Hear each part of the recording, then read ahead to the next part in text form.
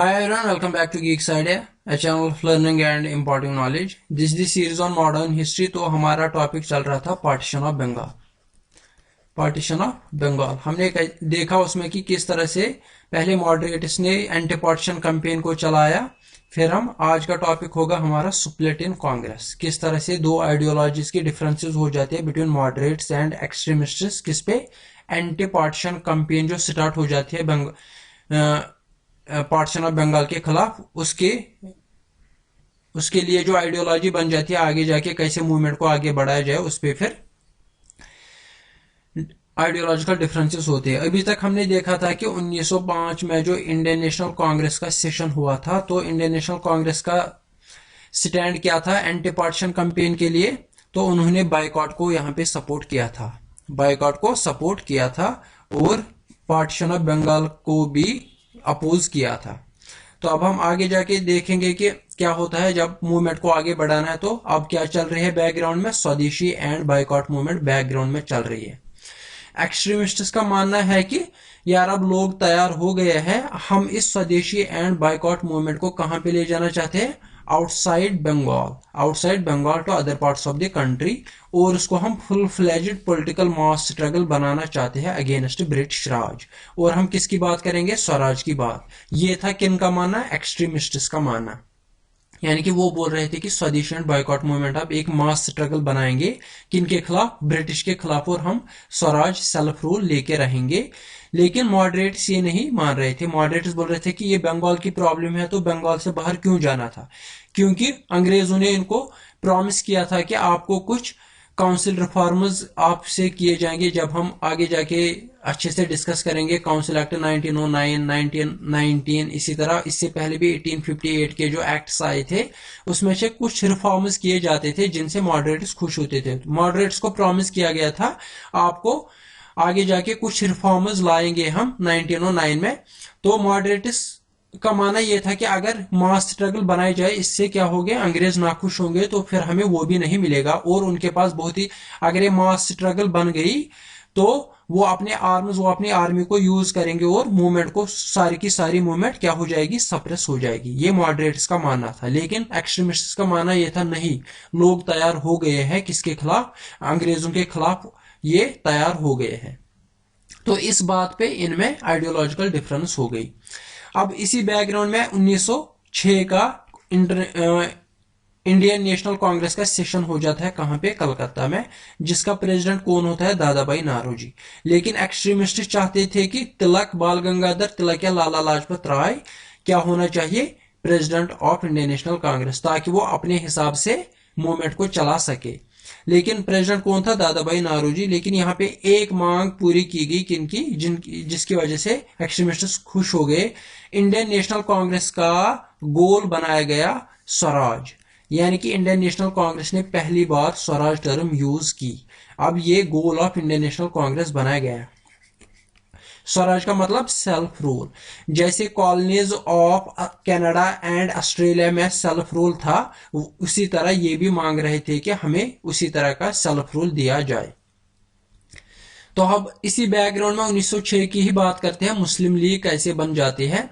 मैंने आपको पहले लेक्चर में पार्टीशन ऑफ बंगाल में बोला था कि मुसलमानों को बोला गया था कि जो ईस्टर्न बंगाल बनेगा वहां पे मेजॉरिटी ऑफ मुस्लिम्स रहेगी। तो जिस तरह से आप पहले डोमिनेट थे, इंडिया में रूल कर रहे थे किंग्स, क्योंकि आपकी मेजॉरिटी थी, उसी तरह फिर से होगा। लेकिन जब आपके पास एक मेजॉरिटी एरिया होगा, तो मुसलमानों, कुछ मुस्लिम एलिट्स ने शिमला डेपुटेशन को कॉल किया। शिमला डेपुटेशन को किसने लीड किया था, आगा खान ने। और ये क्या चाहते थे वहां पे, सेपरेट इलेक्टोरेट।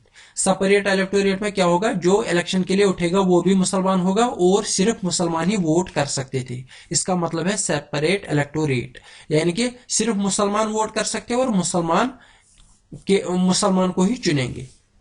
ये था सेपरेट इलेक्टोरेट का कॉन्सेप्ट। तो यहाँ पे याद रखना है, ऑब्जेक्टिव निकल सकता है कि शिमला डेपुटेशन को किसने लीड किया था, आगा खान ने। कब, अक्टूबर 1906 में। फिर इसी ग्रुप ने आगे जाके मुस्लिम लीग बनाई, जिसमें मेन प्लेयर्स कौन थे, नवाब सलीमुल्लाह ढाका, नवाब मोहसिनुल मुल्क, वकारुल मुल्क, इन दिसंबर 1906। तो इस तरह से मुस्लिम लीग बन जाती है। कब, 1906। किस किस कौन कौन इससे रिलेटेड है वो मैंने यहाँ पे बोला, आगा खान, नवाब सलीमुल्लाह ढाका, नवाब मोहसिनुल मुल्क और वकारुल मुल्क। अब हम देखेंगे कि क्या हो जाता है बायकॉट एंड स्वदेशी मूवमेंट का। इंडियन नेशनल कांग्रेस ने क्या 1906 में किया, स्वराज रखा इंडियन नेशनल कांग्रेस का गोल। तो इसकी वजह से एक्सट्रीमिस्ट्स ने कॉल दी for passive resistance in addition to swadeshi and boycott. Swadeshi और बायकॉट मूवमेंट तो चल ही रही थी, लेकिन एक्सट्रीमिस्ट्स ने बोला कि पेसिव रेजिस्टेंस भी हम करेंगे। उस पेसिव रेजिस्टेंस से क्या होगा, गवर्नमेंट स्कूल्स को बायकॉट किया जाएगा, गवर्नमेंट सर्विसेज को बायकॉट किया जाएगा, courts, legislative councils, municipalities, government titles, यानी कि जो मॉडरेटर्स नहीं चाहते थे वही ये करने लगे। उन्होंने बोला सब कुछ बायकॉट करेंगे। अगर कोई प्रीस्ट फॉरेन गुड एक्सचेंज कर रहा है तो वो भी नहीं करेंगे। अगर कहीं पे भी वॉशरमैन, धोने वाले अगर कपड़े धो रहे हैं फॉरेन गुड्स, वो भी नहीं धोएंगे। सब कुछ बायकॉट करना है, फॉरेन सब कुछ बायकॉट करना है, सिर्फ अपना यूज करना है, स्वदेशी माल यूज करना है। Extremists try to transform the anti partition and swadeshi movement into mass struggle, जो कि एक्सट्रीमिस्ट्स चाहते थे कि लोगों की स्ट्रगल इसको बनाया जाए अगेंस्ट ब्रिटिश, लेकिन मॉडरेट्स ये नहीं मानते थे। एक्सट्रीमिस्ट्स बोल रहे थे लोग तैयार हो गए, तो ये स्वदेशी और बायकॉट मूवमेंट को मास स्ट्रगल बनाना चाहते थे। तो इसी तरह समितिज बनाई गई, स्वदेश बंधव समिति ऑफ अश्विनी कुमार दत्त, ये ऑब्जेक्टिव पूछा जा सकता है। इसी तरह तमिलनाडु में वीओ चिदम्बरम पिल्लाई, सुब्रमण्यम शिवा और कुछ लॉयर्स ने बनाया स्वदेशी संगम। ये समितिज क्या करती थी, लोगों को एड्रेस करके उनको पॉलिटिकल कॉन्शियसनेस जगाते थे। उनको बोला जाता था कि आप पे रूल क्यों करेगा फॉरेनर, आप अपने लिए रूल कर सकते हो। ये कॉन्शियसनेस लोगों में जगाई जाती थी बाय दीज समितिज। इसी तरह बंगाल नेशनल कॉलेज बनाया गया, कहां पे, it was inspired by Tagore Shantiniketan, और ये सेटअप किया गया। इसका पहला प्रिंसिपल कौन रखा गया, अरबिंदो घोष। ये पॉइंट्स मैंने इसलिए लाए, इनसे ये ऑब्जेक्टिव बन सकते हैं। बंगाल नेशनल कॉलेज का पहला प्रिंसिपल अरबिंदो घोष। इसी तरह national council of education setup किया गया पहली बार, कहां पे, 15 अगस्त 1906 में। तो ये ऑब्जेक्टिव्स पूछे जा सकते हैं। अरबिंदो ने बोला कि political freedom is the life breath of nation, political freedom is life breath of nation. इसी तरह अब आर्टिस्ट्स, पेंटर्स और साइंस में लोगों ने क्या किया। तमिलनाडु में सुब्रमण्य भारती ने स्वदेश गीतम लिखी, इसी तरह जैसे कि रविंद्रनाथ टैगोर ने लिखा था अमर सोना बंगला, जो कि एंथम बन गया बांग्लादेश का। रविंद्रनाथ टैगोर ने 2 कंट्रीज के एंथम लिखे हैं, इंडिया एंड बांग्लादेश। इसी तरह अभी अवनींद्रनाथ टैगोर ने broke the domination of Victorian nationalism over Indian art scene. Indian art में अवनींद्रनाथ टैगोर डोमिनेशन दिखाने लगा। नंदलाल बोस बन गया पहला recipient of scholarship offered by Indian society of oriental art founded in 1907, इसलिए ये पॉइंट यहाँ पे लाया हूं। तो इस तरह से क्या होगा, लोगों में सेल्फ कॉन्फिडेंस, सेल्फ रेस्पेक्ट बढ़ने लगा। जगदीश चंद्र बोस और Prafulla Chandra Roy research all over world praise किया जाने लगा। तो इस तरह से क्या होगा, लोगों में और ज्यादा जोश आएगा और वो मूवमेंट में और ज्यादा शामिल होने लगे। इस तरह से क्या हो गया, ये जो मूवमेंट है स्वदेश और बायकॉट मूवमेंट, ये पूरी की पूरी एक्सट्रीमिस्ट लीडर्स जो है लोग उनको फॉलो करने लगे, स्टूडेंट्स उनको फॉलो करने लगे, वुमेन भी पार्टिसिपेट करने लगी, फॉरेन गुड्स को जलाया जाने लगा, यानी कि एक मास मूवमेंट बनने लगी अब। लेकिन किनके पीछे, एक्सट्रीमिस्ट्स के पीछे लोग जाने लगे। अब बात करते हैं सूरत स्प्लिट की, किस तरह से अब सूरत स्प्लिट एट लास्ट हो गया। अभी मैंने आपको बोला कि एक्सट्रीमिस्ट्स क्या चाहते थे, आउटसाइड बंगाल जाना चाहते थे, मॉडरेट्स वो नहीं चाहते थे। तो और एक्सट्रीमिस्ट्स क्या चाहते थे, लाला लाजपत राय, बाल गंगाधर तिलक को प्रेसिडेंट बनाया जाए। तो एक्सट्रीमिस्ट्स जो सेशन 1907 वाला कहां पे रखना चाहते थे, नागपुर में। ये कौन सी प्रोविंस आती है, सेंट्रल प्रोविंस।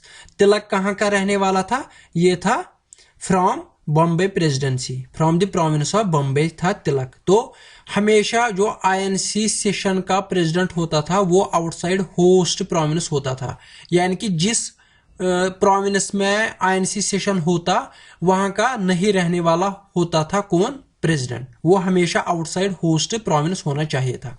लेकिन मॉडरेट्स ने सेशन कहां पे रखा, सूरत में, क्योंकि ताकि वो तिलक को चाहते थे ये इसका प्रेसिडेंट ना बन जाए, क्योंकि वो कहां का रहने वाला था, बम्बई प्रोविंस का, बम्बई प्रोविंस का।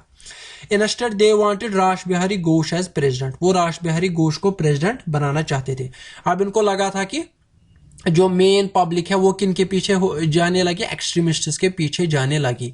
तो एक्सट्रीमिस्ट्स बाल गंगाधर तिलक को प्रेसिडेंट इसलिए बनाना चाहते थे क्योंकि ये रेजोल्यूशन किसके पास कराना चाहते थे, और पास कराना चाहते बाइकॉट और स्वदेशी मूवमेंट पे और नेशनल एजुकेशन पे भी ये रेजोल्यूशन पास करना चाहते थे। ये वर्नाक्यूलर लैंग्वेज में एजुकेशन को पढ़ाना चाहते थे, तो ये भी रेजोल्यूशन ये पास कराना चाहते थे।